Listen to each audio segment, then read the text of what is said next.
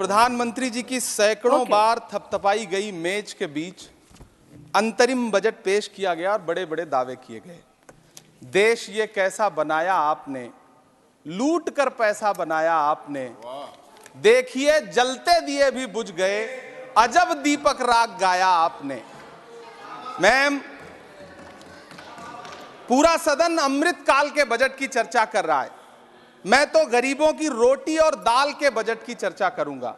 तुम्हारी फाइलों में गांव का मौसम गुलाबी है, मगर ये आंकड़े झूठे हैं, ये दावा किताबी है। मैं इस बजट को अमीरों के लिए पेश किया गया बजट कहूंगा। इसमें गरीबों के लिए कुछ है ही नहीं। नौकरी मांगने वाले नौजवानों पर लाठियां बरसाने वालों, आपने इस बजट में युवाओं को क्या दिया?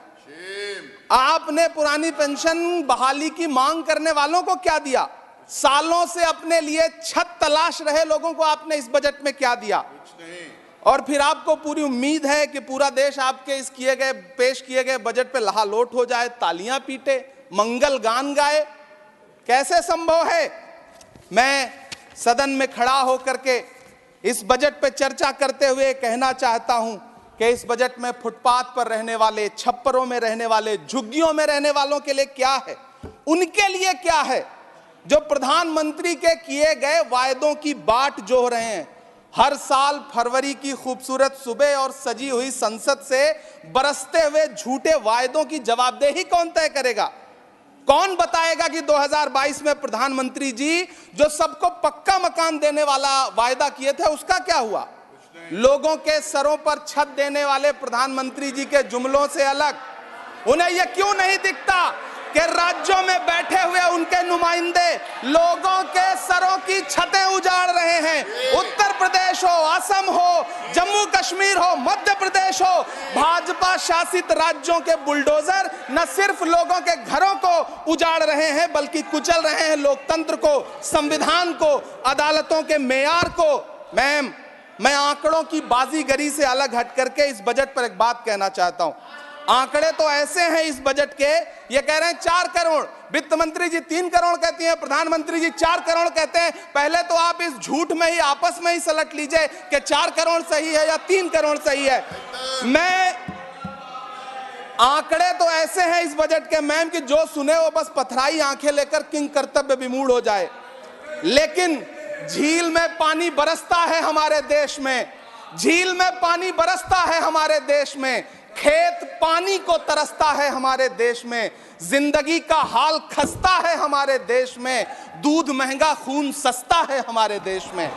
मैम, रोजगार, महंगाई, किसान, मनरेगा, पेट्रोल डीजल के दाम, गैस सिलेंडर के दाम, फसलों की एमएसपी की गारंटी, इन सब जन सरोकार की बातों से इस बजट का कोई लेना देना नहीं। हमारे ट्रेजरी बेंच के साथी हंगामा कर रहे हैं। मैं तो कहना चाहता हूं मैम, वो एक बार इनके एक नेता एक गांव में गए और उन्होंने गांव में कहा कि गांव वालों आओ, मैं तुम्हारी समस्याएं समाप्त करना चाहता हूं। गांव वाले इकट्ठा हो गए। नेताजी ने गांव वालों से कहा बताओ तुम्हारी 2 समस्याएं बताओ, मैं दोनों समस्याओं का यहीं पे समाधान करूंगा। तो गांव वालों ने कहा साहब हमारी पहली समस्या है कि हमारे यहाँ कोई हॉस्पिटल नहीं है। तो नेताजी ने मोबाइल निकाला, कहीं फोन मिलाया और मिला के फोन पे पता नहीं क्या कुछ कहा कि यहाँ गांव में हॉस्पिटल नहीं है, हॉस्पिटल तुरंत, यहाँ हॉस्पिटल चाहिए। गांव वाले खुश हो गए कि 1 मिनट में यहाँ हॉस्पिटल आ रहा है।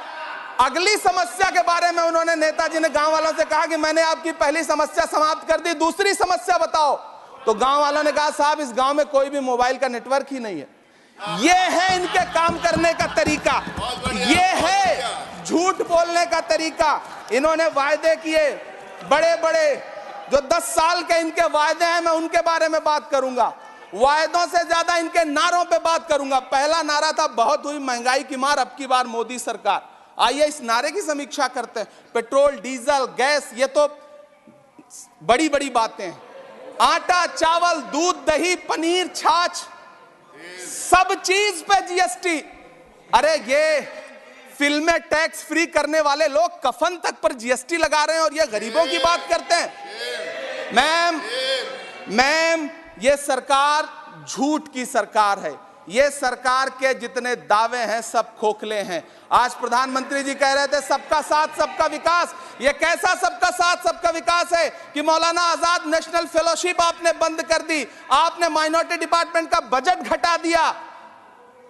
आप कह रहे हैं सबका साथ सबका विकास। आप बात करते हैं बेटी बचाओ बेटी पढ़ाओ। हमारी आंखें हाथरस से लेके कठुआ से लेकर के और देश की जंतर मंतर की सड़क वो देख रहे हैं जब हमारी ओलंपिक पदक लाने वाली बेटियों को प्रधानमंत्री की चौखट पे अपना मेडल रख देना पड़ रहा है। इससे शर्मनाक क्या हो सकता है। मैम, कृषि विकास दर जो 2014 में 4.6% थी, इस वर्ष गिरकर 1.8 कैसे हो गई? क्यों हर दिन 31 किसान आत्महत्या करने को मजबूर हैं? ये सरकार उन पर क्यों बात नहीं करती? कीमत तो बहुत बढ़ गई शहरों में धान की, लेकिन विदा ना हो सकी बेटी किसान की।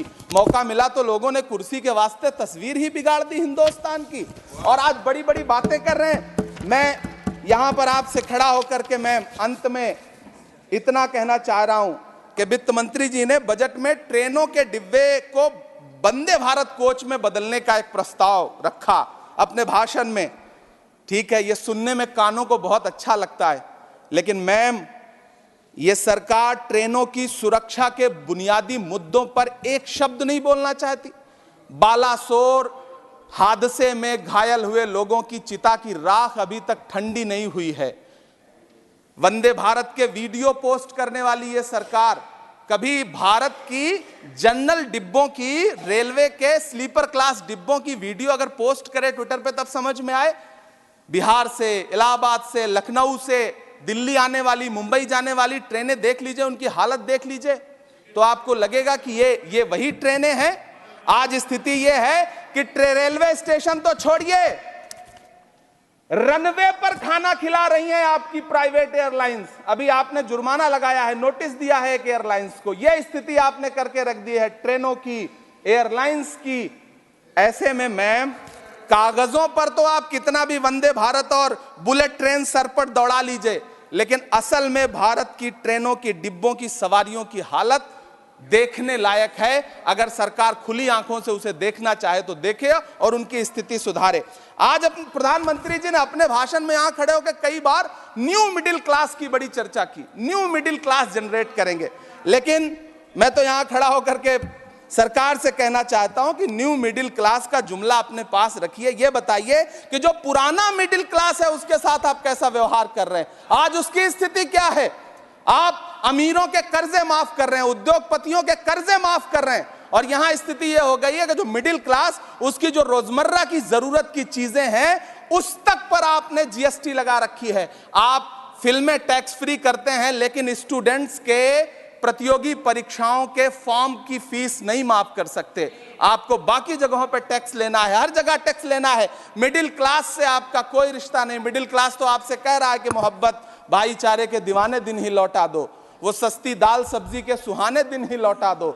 ये अच्छे दिन तो अंबानी अडानी को मुबारक हो, हमें ऐसा करो साहब पुराने दिन ही लौटा दो। वो पुराने दिन जो बहुत अच्छे थे, वो पुराने दिन जहां लोग एक दूसरे से मिलजुल करके रहते थे। मैम, इलाहाबाद, दिल्ली, कोटा जैसे शहरों में छोटे छोटे कमरों में अभावों के साथ पढ़ाई कर रहे युवा किताबों के साथ गल चुके हैं।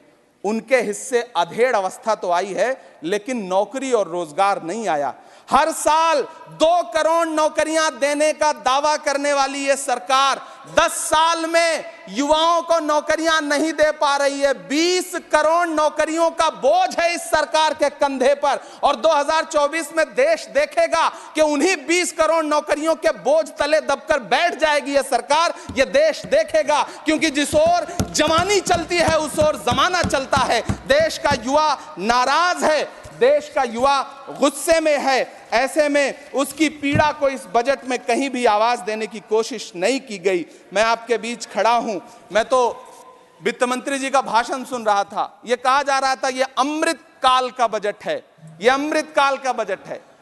ये कौन सा बजट है ये बाद में तय होगा, लेकिन मैं इतना जानता हूं कि ये इस सरकार का अंतिम बजट है, आखिरी बजट है। इसके बाद न्याय का बजट पेश होगा जिसकी चर्चा राहुल गांधी जी पूरे देश में कर रहे हैं। न्याय का बजट, 5 न्याय, महिलाओं के लिए, युवाओं के लिए, सामाजिक न्याय की बात जिसकी चर्चा पूरे देश में राहुल गांधी जी कर रहे हैं, वो न्याय का बजट पेश होगा अगली बार। ये इस सरकार का अंतिम बजट है, अंतिम बजट है। अमृतकाल में गरीबों की रोटी और दाल के लिए इस बजट में कोई प्राविधान नहीं है, कोई चर्चा नहीं है। बहुत बहुत धन्यवाद। Thank you.